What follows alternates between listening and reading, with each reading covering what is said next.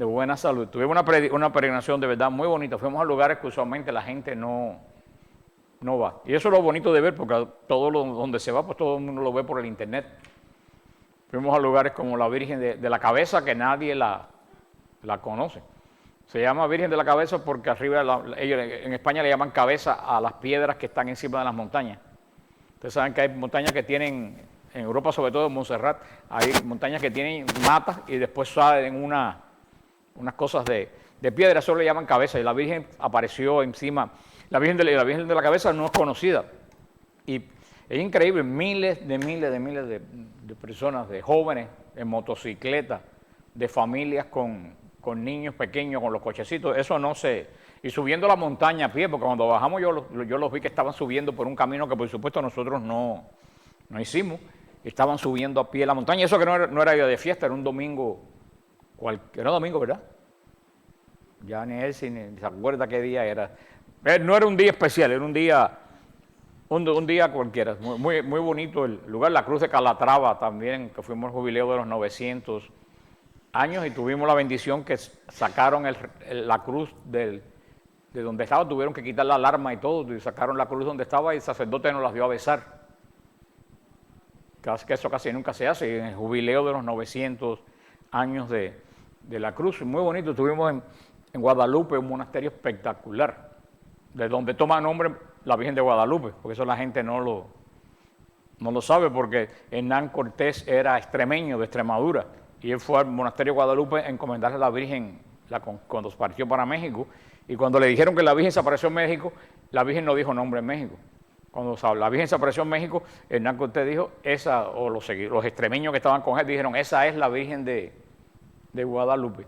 Y se quedó pues el nombre, pero Guadalupe es un monasterio del siglo IX, espectacular el monasterio o sea, un viaje bien bonito, y de Fátima ni hablar. Fuimos a lugares como Úbeda, que a pesar que ahí murió San Juan de la Cruz, aparte es un pueblo medieval espectacular, o sea, un viaje bien bonito, fuera de lo que la gente ve en todos los viajes, que lo iban a Barcelona y a Madrid, en Sevilla estuvimos 2 días, y hay una persona católica de aquí en Miami que es muy conocida en arte, que me dijo, yo no sé qué van a hacer en Sevilla 2 días porque es un aburrimiento.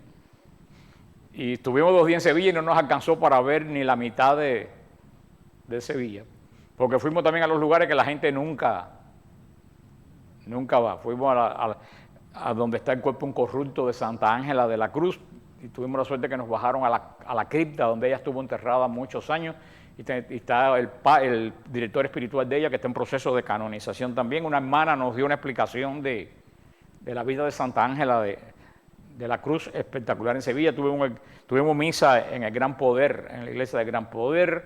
Fuimos a la Esperanza de Triana, al Cristo de la Expiración. ¿Qué le puedo decir? A la Plaza España. Estuvimos en un montón de lugares, la gente siempre va a Sevilla, a la catedral, o sea que fue un viaje diferente, y ojalá que se animen para el próximo. No, el próximo es el de Israel. Vamos a hacer la introducción del libro. Pero también se me olvidaba, ustedes no lo conocen, pero un señor que fue mucho tiempo parte de nuestro ministerio, Luis Castro, esposo de Luisa. Ellos eran de nuestro ministerio cuando estábamos en la iglesia de San Hugo, pues murió ayer. Y así que oren por él y por el esposo, un matrimonio muy extremadamente unido, grandes siervos de Dios. Él tenía fibrosis, algo en los pulmones, yo no sé, ella me dijo qué es lo que tenía, pero lo curioso del caso es que ellos me donaron el año pasado la pluma para la Santa Teresa de mi pueblo, que le habían robado la pluma de allá, y ellos me donaron una pluma muy bonita, y él no estaba ni enfermo cuando eso. Yo le dije, de alguna forma Santa Teresa les va a pagar el milagro, porque yo no se los puedo pagar. Y ayer fue Santa Teresa. Y no solo eso, que a Luisa le dijeron que Luis iba a morir ahogado, porque todo el pulmón había colapsado, y murió tranquilamente, nunca dejó de respirar. Y Santa Teresa en el Mariel tenía puesta la pluma en la mano que él había regalado, así que el Señor se lo pagó bien. Nunca que una buena obra deja sin tener, porque el terror de ellos era que muriera con los pulmones colapsados. Eso sería una muerte horrible. Dice ella que casi ni se dieron cuenta cuando murió de lo tranquilo que Como digo, oren por Luis y por Luisa, que es una gran mujer también, unos grandes siervos de Dios. Comenzamos el libro de Esther en el nombre del Padre, del Hijo y del Espíritu Santo. Amén. El libro de Esther, como otros muchos libros que hemos leído, no especifica el nombre del autor. No es autor desconocido, igual que el libro de Judith. Las tradiciones populares señalan a Mardoqueo, y no Mardoqueo Perdomo, que viaja con nosotros, sino un Mardoqueo del... Sí, porque para tener de todo tenemos un señor llamado Mardoqueo, con un nombre muy solemne de la bíblico en el grupo. Si no está viendo, le mandamos saludos a Mardoqueo y a Lili. Pues se cree que fue Mardoqueo un personaje principal en el libro de Esther, lo vamos a ver en el libro de Esther. O se cree que fue Esdras o Nehemías. ¿Por qué? Porque ellos habían estado familiarizados con las costumbres persas, porque esto se desarrolla en Persia.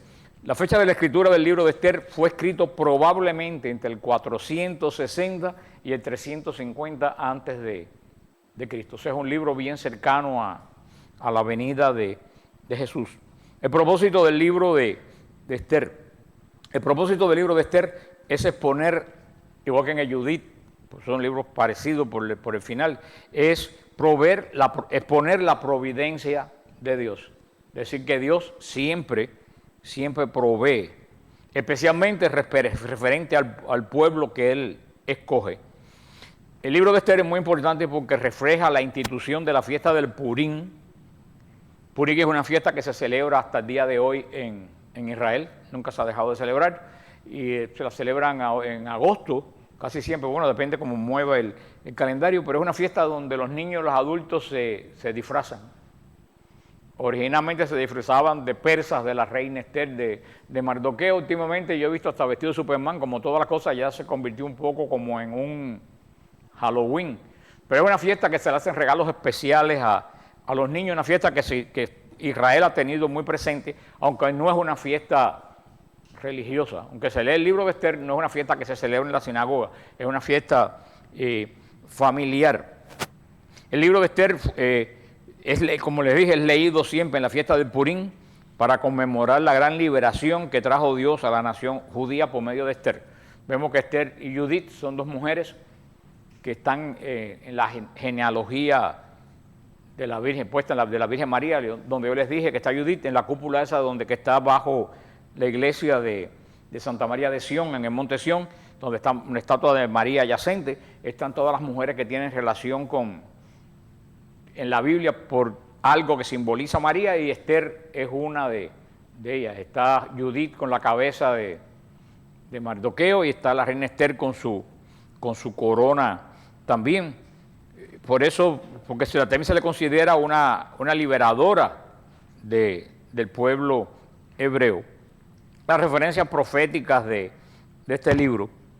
En Esther se nos muestra, entre bastidores, la continua lucha de Satanás contra los propósitos de Dios. Eso es lo que nos va a mostrar el libro de Esther. Satanás siempre está en batalla contra el propósito que tiene Dios para una nación, para una vida, y eso no hay que explicarlo, sigue haciendo exactamente lo mismo. Pero sobre todo, Satanás va a tener una lucha tremenda contra el Mesías prometido de Israel. Él no quiere que el Mesías prometido de Israel venga. La llegada de Cristo a la humanidad, definitivamente, eso no hay duda, es afirmada por la existencia de la raza judía. Jesús escogió nacer en ese pueblo que se hizo para Él. Y vamos a ver cómo Amán, que es un personaje de este libro, va a conspirar contra los judíos con el fin de destruir el pueblo judío. Y eso ha sido siempre fue el objetivo de Satanás, destruir el pueblo judío, para destruir la descendencia de Jesús. Pero a la larga vamos a ver que Amán fue vencido y sufrió la suerte que había preparado para Mardoqueo. O sea que vamos a ver al final que lo que Satanás preparó para el enemigo de Israel, lo usó el enemigo de Cristo. Y así es como el Señor trabaja siempre. El Señor siempre usa la misma arma por la cual Satanás planea para destruir la fe cristiana. Esa arma a la larga se vuelve contra él. la aplicación de este libro de Esther. El libro de Esther muestra la elección que hacemos entre ver la mano de Dios en las circunstancias de nuestra vida y ver las cosas como una coincidencia. Eso es lo que muestra el libro de Esther. Muchas veces en la vida pensamos que nos pasan coincidencias. Y este libro nos dice que todo lo que sucede en nuestra vida no es coincidencia. Es la mano de Dios actuando en nuestra vida. Tal nos parezca bien como tal nos parezca mal. Por eso que San Pablo va a decir en Hebreos, todo obra, en Romanos, todo obra para bien del que ama al Señor. Una cosa que te puede parecer que es para mal tuyo, a la larga, si tú, porque toda promesa tiene una condición. ¿Y cuál es la condición de todo obra para bien? ¿Cuál es la condición? Para los que aman a Dios. Esto no aplica a los sinvergüenzas. Si tú amas a Dios, todo lo que sucede aplica para ti. Si tú eres un sinvergüenza, aunque vengas a la iglesia a clase de Biblia, eso no aplica para ti. Por eso, esta es la aplicación práctica que podemos hacer de este libro. Y es muy actual hoy en día, porque nos dice que Dios es soberano, gobernante del universo. Y podemos estar seguros que sus planes no va a ser nunca cambiado por la acción de simples hombres sin vergüenza. Y eso hoy en día más que nunca está. Hoy en día todo se aplica el libro de Esther. Parece siempre que el mal va a ganar por 4 sinvergüenzas, pero a la larga Dios siempre va a ganar. Y la historia nos lo ha demostrado continuamente. Este libro de Esther es igual que el libro del Apocalipsis. El libro del Apocalipsis está escrito para decirle a la gente, todo parece que va mal, pero va a terminar bien porque Dios tiene control de todas las cosas. Es un libro curioso, después se lo voy a mencionar otra vez, es un libro curioso porque no se menciona el nombre de Dios ni una vez. Por eso que solo se lee en la sinagoga en la fiesta del Purín, porque es un libro que no menciona el nombre de Dios. De hecho, creo que es el único libro de la Biblia que no menciona el nombre de Dios ni una sola vez. Ni siquiera se refiere con adjetivo.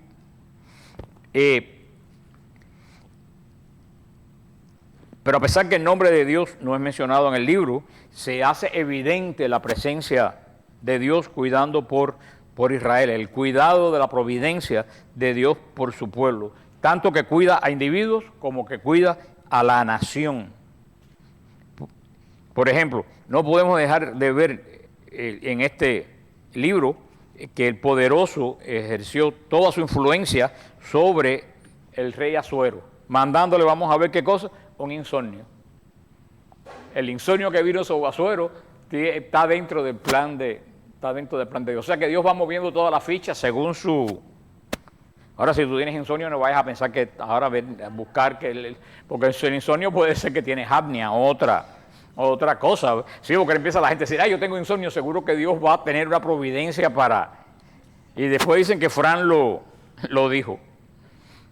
Esther, la reina Esther va a probar tener un espíritu bondadoso, pero igual que Judith, como yo le dije, no se confíen de las mujeres que parecen buenas, porque la reina Esther era muy bondadosa, pero era muy fuerte. Igual que la Virgen María. La gente piensa que la Virgen María es una niñita media bobita que siempre está diciéndole a Dios a todo lo que pasa, y eso no es. La Virgen María es una mujer fuerte, muy fuerte. Una mujer para estar de pie en la cruz donde su hijo está desbaratado, muriéndose medio ahogado, y estar ahí es una mujer que tiene pelo en el pecho, haciendo una...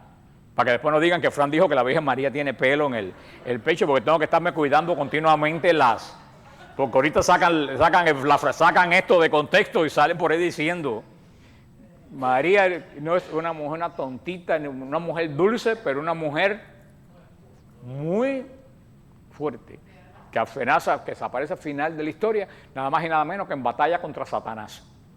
Así que así fue Judith y así va a ser Esther, por eso que son prefiguras de María.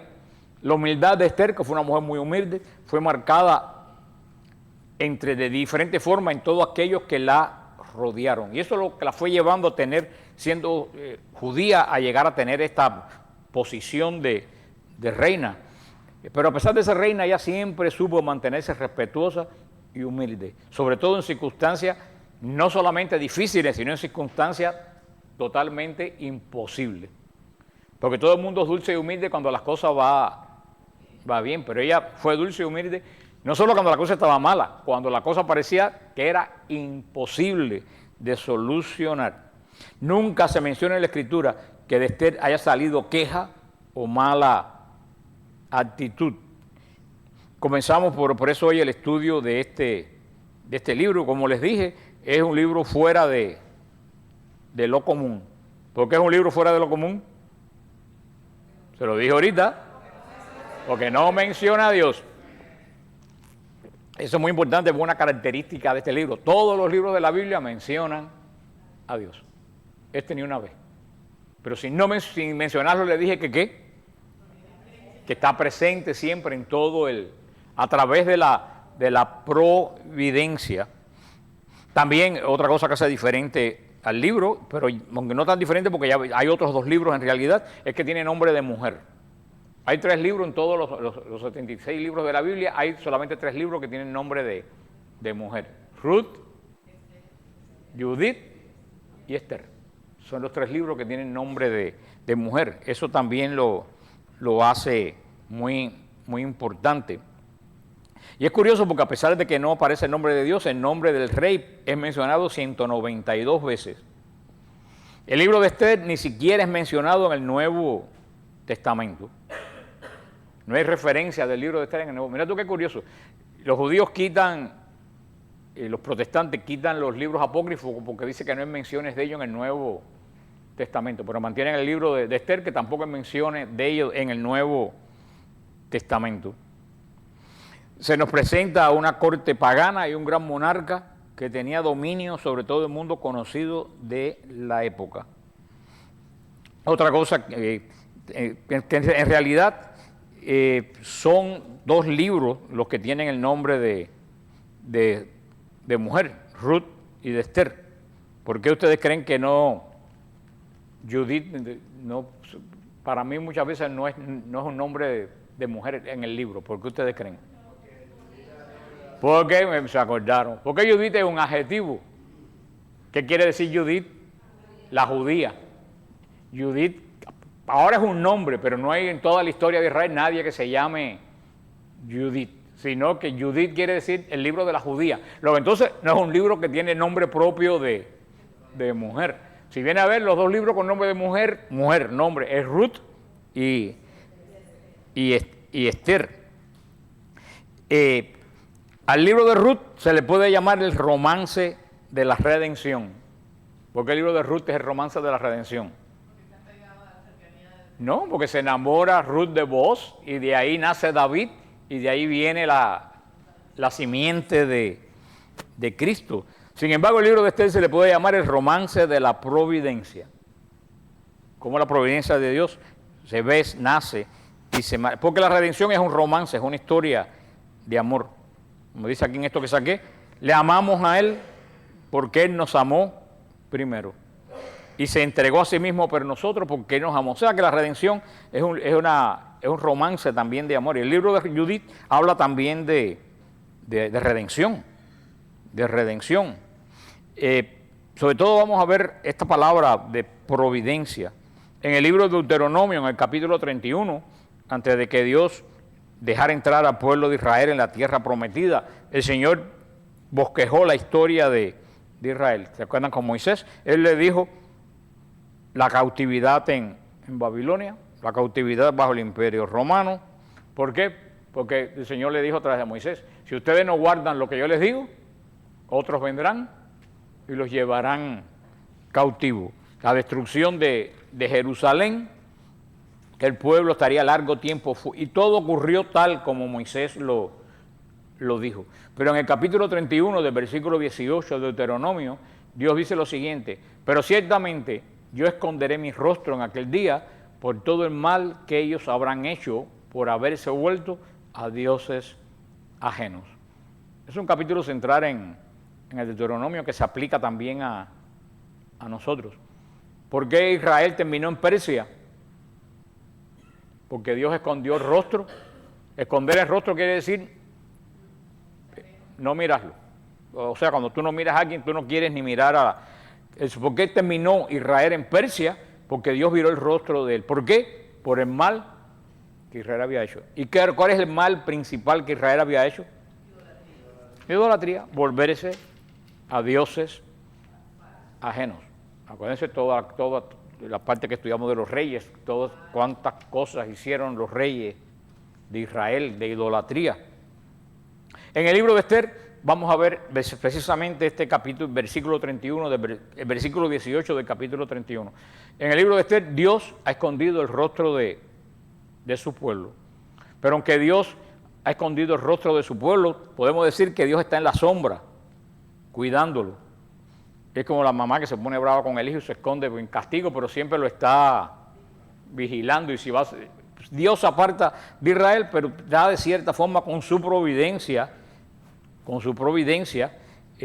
cuidando de Israel. Por tanto, y eso es muy importante, el libro de Esther nos va a dar informes sobre un pueblo que estaba viviendo fuera de la voluntad de Dios. El pueblo judío, cuando se desarrolla el libro de Esther, está totalmente fuera de la voluntad de Dios. Tal como muchos pueblos de nosotros hoy en día y este mismo país está fuera de la voluntad de Dios. Cuando el rey Ciro decretó, después de 70 años de cautividad en Babilonia, que la gente podía regresar a su propia tierra, ¿dónde vimos eso? ¿En qué libro? Esdras y Nehemías. Por eso le dije que todos estos libros están entrelazados unos con otros, porque mientras esto sucede antes de llegar a Israel, Esdras, los dos grupos de Esdras y de Nehemías, esto en ese paréntesis de los 70 años que estuvieron en Babilonia, o en Persia, el segundo en Persia, vimos que no todo el mundo, solo hablamos ampliamente, no todo el mundo regresó. ¿Se recuerdan? Solo regresaron unos 70,000, nos dice Esdras y Nehemías. Vamos a ver cuando veamos los libros proféticos de Ageo, de Zacarías, vamos a ver cómo hablan de estos que regresaron. Pero hay una pregunta que nosotros nos hicimos con Esdras y Nehemías. Nos hicimos una pregunta que quedó sin respuesta. ¿Qué pasó sabemos con los que llegaron a Jerusalén por Esdras y Nehemías? ¿Cómo reconstruyeron el templo? ¿Cómo reconstruyeron la muralla? ¿Cómo leyeron la ley? Todo eso. Pero ahora está la pregunta, ¿qué pasó con los que no regresaron? ¿Se recuerdan que hablamos que después se dispersaron, se casaron con babilonios, con persas? Esther fue una de ellas, se casó con un persa, eso estaba totalmente prohibido. O sea, esta es la gente que ahora vimos a los que regresaron. Ahora este libro nos va a hablar de quién, de los que se quedaron, de la gente, de la mayoría de la nación que no regresó y se juntó con los persas y desaparecieron, no porque se los llevó un cohete o se fueron para Pakistán, sino porque al mezclarse con paganos perdieron la condición de judíos. Con el tiempo, posiblemente los padres y los hijos, o a lo mejor los nietos mantuvieron la condición de judíos, pero cuando pasan 6 o 7 generaciones, pasa con nuestros descendientes en este país. Cada generación se va diluyendo más la pertenencia. Eso no es nuevo, eso ha pasado en todas las emigraciones. Hay solo dos, actualmente también esto ha pasado, mira tú qué curioso, y es verdad, esto ha pasado hoy en día en Israel. ¿Cuántos regresaron cuando Esdras a Israel? 70,000. Habían casi a lo mejor 1 millón o cerca de 1 millón. Y ahora, ¿cuántos han regresado a Israel? Hay 4 o 5 millones, porque Israel tiene 6 millones contando los árabes y contando toda esa gente que los árabes musulmanes y los árabes cristianos. Pero han ido como 4 millones, pero en el mundo hay muchísimos más judíos que no quisieron regresar a Israel. En Estados Unidos tiene una comunidad judía gigantesca. O sea que hay más judíos fuera que los que regresaron. Es una situación que se repite. Originalmente regresaron a Israel un par de millones, fue lo que regresó a Israel. Ahora ha llegado esta cantidad porque han tenido hijos y nietos y han venido, pero originalmente no pasó de 1 millón y tanto, cerca de 2 millones de judíos que regresaron a la nación de Israel, que no están en su propia tierra. Esto es como un paralelo para ilustrar lo que ocurrió en el momento de Esther. Y muchas veces uno se hace la pregunta, ¿tenemos información concreta de la gran cantidad de judíos que no regresaron cuando Esther a su tierra? Y la respuesta es sí. Aquí en el libro de Esther, está registrada aquí, en este libro, lo vamos a ver en las páginas a lo mejor una pequeña información, pero el libro de Esther también contiene una importancia histórica. Pero en esto nosotros vemos a Dios desde una nueva perspectiva. Aunque Israel en este momento, los persas, no quisieron regresar, se negaron a regresar, no estaban de acuerdo con la voluntad de Dios, Dios sigue velando por ellos. ¿Y cómo lo hizo? A través de su providencia, a través de la providencia de Dios. Algo que tampoco hoy en día se habla mucho, que Dios provee. Hoy queremos proveerlo todo por nosotros mismos. La misma iglesia trata de proveer todo por nosotros mismos. Muchas veces nos dejamos a Dios, que Dios sea el que provea. O sea, hoy en día pues tenemos una situación que nos hemos ido alejando. No se habla del infierno, no se habla del cielo, no se habla del purgatorio, no se habla de la providencia. ¿De qué se habla? De tontería. No, hay veces, por lo menos yo no oigo mucho que hablan de billetes, hablan los pastores. Los pastores sí, que aquí, gracias a Dios, que no sembramos, ni recogemos, ni vendemos escobas ungidas, se habla mucho, con Carlos dio en el clavo, se habla mucho de las obras, de hacer, de dar de comer al pobre, y eso está bien, pero nosotros no estamos aquí, para eso está la Cruz Roja, nosotros no estamos aquí excesivamente para darle de comer al pobre. Tenemos que hacerlo, pero ¿qué hace un pobre si tú le das de comer y se muere sin conocer a Cristo? ¿De qué le sirve? De nada. La iglesia tiene que ayudar al pobre porque el Señor nos lo mandó, pero el principal mensaje de la iglesia no es darle de comer al pobre, el principal mensaje de la iglesia es llevarle la palabra de Dios y decirle: Dios tiene control y Dios es providente. Y hoy en día hemos cambiado ya todo lo tenemos que hacer, como lo dijo una vez el Papa, que somos una especie de organización gubernamental de ayuda a las ONG, exactamente. No, y sí, vuelvo a repetir para que no digan que yo lo dije, Dios nos dijo, es parte de la caridad, pero la caridad nace cuando tú conoces a Cristo, y no llevarle a Cristo a las personas es la primera falta de caridad. Muchas veces la Iglesia Católica da comida de esto y no menciona a Cristo, ni la gente sabe qué es la Iglesia Católica. Y digo, bueno, ¿y de qué vale? A mí nunca se me olvida este cuento, yo lo he hecho otra vez y tengo que usar una pequeña mala palabra. No sé si después Jorge la edite, porque Jorge es mi inquisición, pero es parte del... Ahora todo el mundo atendió. Ahora todos los que estaban durmiendo despertaron, abrieron los ojos así para ver cuál es la mala palabra. Yo conocí una vez en Cuba, en mis mocedades, 3 franceses que fueron a Cuba y fundaron la congregación de Charles de Foucault, los hermanitos de Jesús, y ellos se mudaron a una casa muy pobre en un campo y trabajaban la tierra, tenían una casa así muy mala de yaguas y pencas esas de palma, y trabajaban la tierra y vivían los 3 juntos. Era un monasterio pequeño, se hacían la comida, pero ellos no decían que eran curas ni que eran católicos. Era en esa época que la iglesia decía que solamente el testimonio vale, que no hay que predicar, que solamente el testimonio vale. Nosotros decimos, padre, pero porque ustedes no dicen que son sacerdotes o hablan de Cristo a los campesinos. No, solamente nosotros tenemos que dar testimonio. Después pasó una pila de tiempo, una vez pasamos por allí, habían puesto una cruz afuera de la casa, había una pila de guajiros que iban a bautizar, y yo le dije, pero padre, ¿qué pasó? Dice que terminaron pensando que éramos maricones, porque veían 3 hombres que vivían juntos, que se cocinaban, que se lavaban la ropa, que no iba ninguna mujer.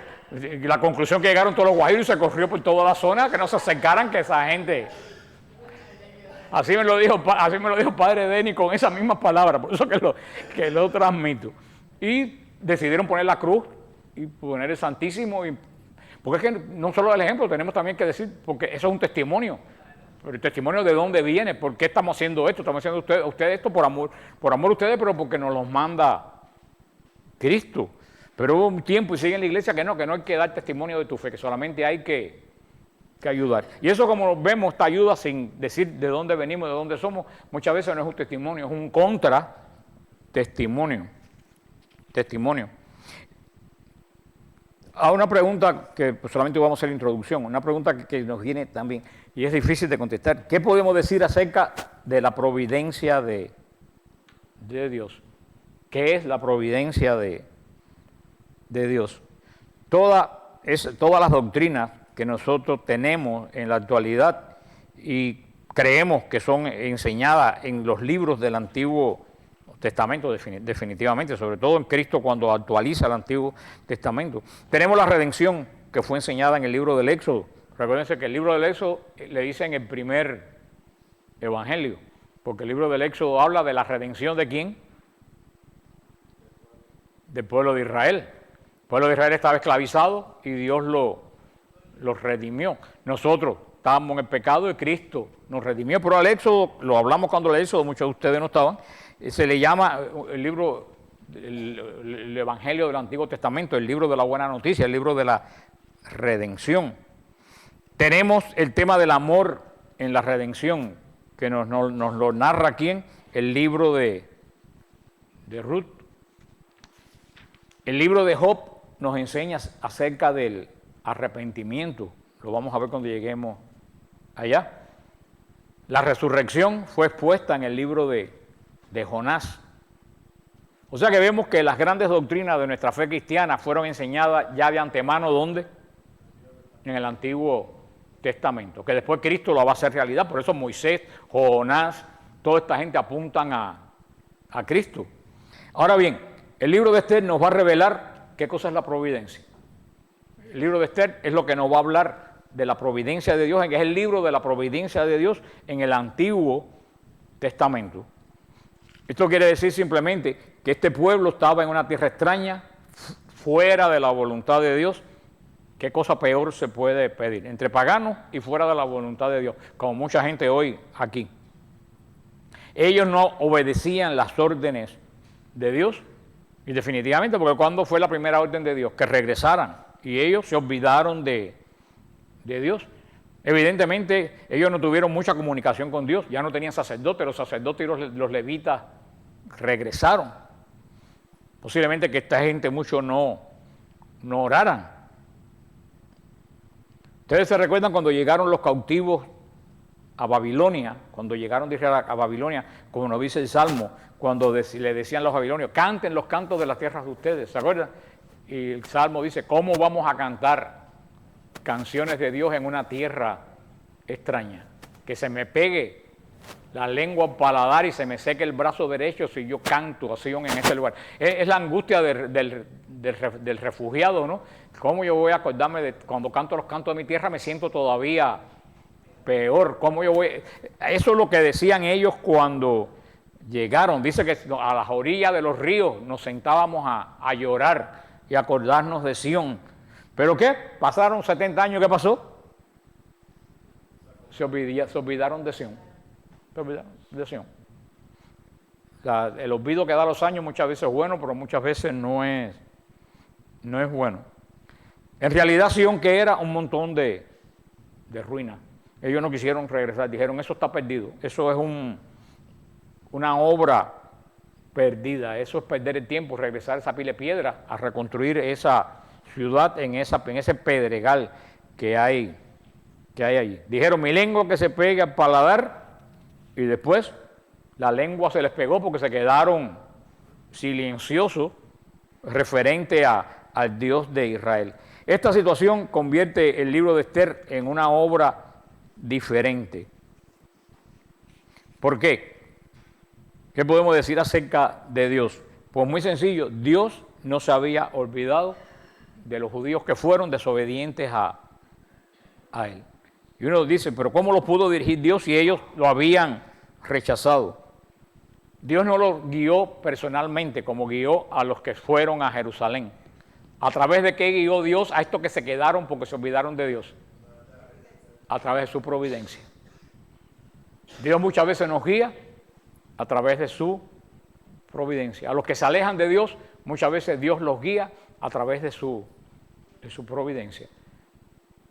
Dios muchas veces a nosotros nos guía directamente a través de la Escritura, podemos recoger con mensajes de cualquier cosa lo que creemos en Cristo, cualquier cosa nos da, oyes el radio, oyes algo y te da un mensaje, pero esta gente que no están al tanto de lo de Cristo y están bautizados y son de Cristo, como pasó al pueblo de Israel que estaba circuncidado, como estaban en el pacto, cómo Dios los guió por medio de su providencia. O sea, por eso que este es un libro que aunque parece una historia de amor, es un libro, es un libro muy diferente, extremadamente diferente. Ahora lo que les dije ahorita, ¿qué es la providencia? Si somos un poco, como hay veces que uno de ustedes se vuelven teológicos y queremos una definición teológica de la providencia, dice, la providencia es el medio por el cual Dios dirige todas las cosas animadas y las inanimadas, las cosas visibles y las cosas invisibles, lo bueno y lo malo.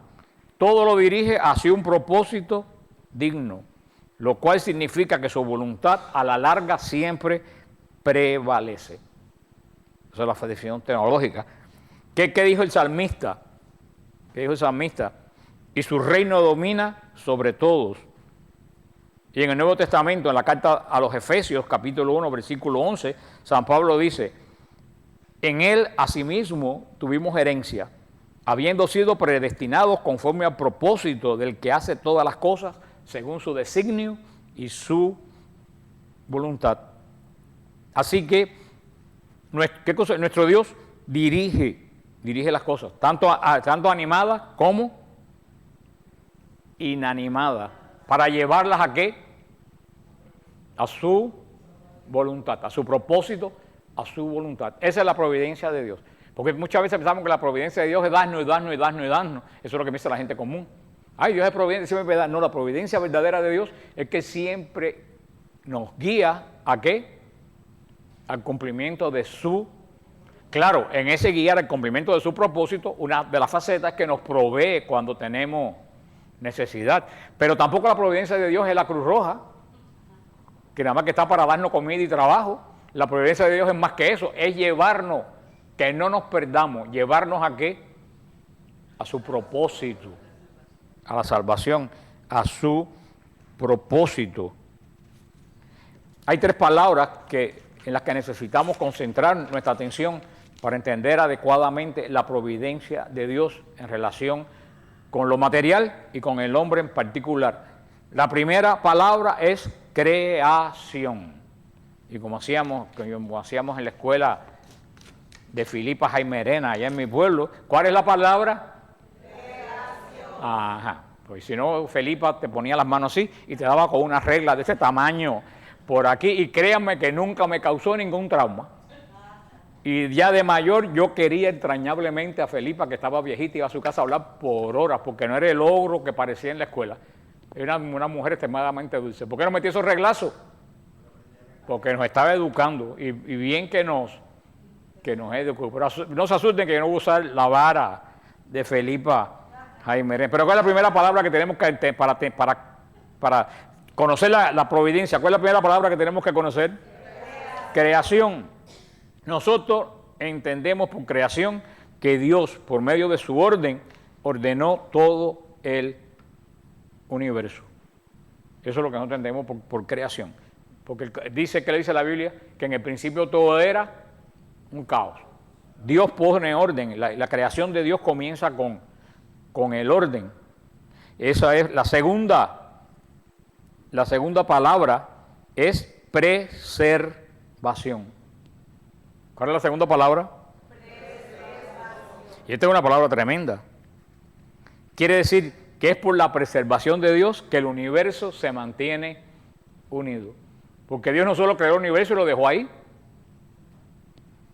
Dios mantiene continuamente actuando en el universo a través de ¿qué? De la preservación, preservando la obra que Él comenzó, manteniendo unido al universo. En la carta a los Hebreos, capítulo 1, versículo 3, se nos dice que Él sustenta todas las cosas con su palabra poderosa. Y Pablo dice en la carta a los Colosenses, capítulo 1, versículo 17, y Él es ante de todas las cosas, y todas las cosas en Él subsisten. O sea que todas las cosas están en Dios. Por eso el que busca a Dios fuera de las cosas, ¿qué se encuentra? Nada, porque Dios está dentro, las cosas están dentro de... Yo vi otro día un meme de esos que ponen muy simpático, pero muy real. Hay un perro, no sé cómo se llama, que tiene en los muñequitos, que tiene muy mal carácter y que siempre se está riendo, que se ríe así. ¿Ustedes saben cuál es? Bueno, sale un cuadro y salen 4 pulgas adentro de los pelos del perro, y una pulga le decía a la otra, los perros no existen. Y el otro le decía, claro que no existen, ¿tú has visto alguna vez un perro? Y la otra decía, no, yo nunca he visto un perro, pues no existe. Entonces sale el perro después, riéndose. Las pulgas, ¿por qué las pulgas no creían en el perro? Porque no lo podían ver, porque estaban dentro del perro. Y decía, si son los ateos, ellos dicen que Dios no existe porque no ven a Dios, pero ellos no ven a Dios porque están dentro de Dios. Tú no puedes buscar a Dios fuera de las cosas, porque las cosas están dentro de Dios. Eso es lo que nos dice, San Pablo. ¿Qué hace funcionar el universo como un mecanismo de un reloj? La preservación de Dios en el universo. Cuando uno mira esas cosas, es verdaderamente fantástico. Fantástico, como Dios no solo crea, porque la gente se queda en la creación, no solo en creación, hay creación y ¿qué más? Preservación. El día que Dios no preserve su creación, todos los planetas chocan unos con otros, dejan de girar, se acaba todo en un minuto. Ahora, la tercera palabra, ¿cuál ustedes creen que es la tercera palabra? Providencia. Se las vengo diciendo. ¿Cuáles son las 3 palabras para entender el proceso de Dios? Primero, segunda, preservación. La primera se acordaron, la segunda ya no estaban muy seguros. Y la tercera, providencia. Y esa es la palabra que vamos a estudiar en este pequeño, muy pequeño libro de Esther. Porque solo Dios no crea y provee, porque Dios sí crea y provee. Perdón, Dios no solo crea y preserva, porque si Dios crea y preserva y no provee, tampoco funciona la cosa. Así que Dios crea, preserva y es providente, provee. Y esa es la forma en la cual Dios está dirigiendo el universo, en esas 3 palabras. Él lo está dirigiendo desde por la mañana, todos los 24 horas, lo está impulsando hacia el futuro. ¿Por medio de qué? De su providencia, de su quehacer diario. Por eso es tan bella la frase que encierra lo que le dice Abraham a Isaac. Cuando se acuerdan, ya Abraham levantó el puñal en Génesis 28 para matar a Isaac. Y Isaac le dijo, padre, veo la piedra, veo el altar, veo la leña, pero no veo la ofrenda. Y Abraham le dijo, Dios proveerá. Yahvé Jireh, Dios proveerá. Abraham sabía que todo este proceso de preservación viene dentro de la providencia de la providencia. Y eso es lo que nosotros tenemos que decir en todas las facetas de nuestra vida. Cuando venga la parte difícil que parece que no hay por dónde salirse, ¿qué es lo que tenemos que decir? Dios. Y no decir, Dios proveerá, pero voy a ir a una santera por si acaso. No, eso no funciona. Esto funciona por fe. Muchas veces en la vida uno tiene que decir Yahvé Jireh o Yahvé Jirah. Dios proveerá. Dios es el timón invisible de esta nave. El libro de Esther nos proporciona la mejor ilustración de la providencia de Dios. Por eso, aunque el nombre de Dios nunca se mencione, sí lo vemos, su providencia en cada página de este libro, que según pues les dije ya se cree que fue escrito por Mardoqueo. El versículo clave se encuentra en el 4:14, Esther 4:14, y dice lo siguiente: porque si callas absolutamente en este tiempo, respiro y liberación vendrá de alguna otra parte para los judíos, pero tú y la casa de tu padre pereceréis. Y quién sabe si para una ocasión como esta tú habrás llegado a ser reina. Ese es el versículo principal. ¿Por qué Esther llegó a ser reina? Siendo una judía, no siendo noble. ¿Y por qué ustedes creen que Esther llegó a ser reina? Por la providencia de Dios. Nadie entendía cómo Esther había llegado a reina. Pero ahí estaba trabajando La providencia de Dios. Y todo el reinado de Esther tenía un propósito, salvar al pueblo de Dios. Tú ves que aquí la providencia no va a ser dar comida. Aquí la providencia va a ser salvar al pueblo de Dios. La semana que viene, pues, entraremos en el primer, haremos un pequeño bosquejo y entraremos en el primer capítulo de este libro que no es largo, pero es un libro verdaderamente hermoso. Es un libro muy, muy hermoso. Ustedes van a ver que es un libro muy, muy, muy bonito. Acuérdense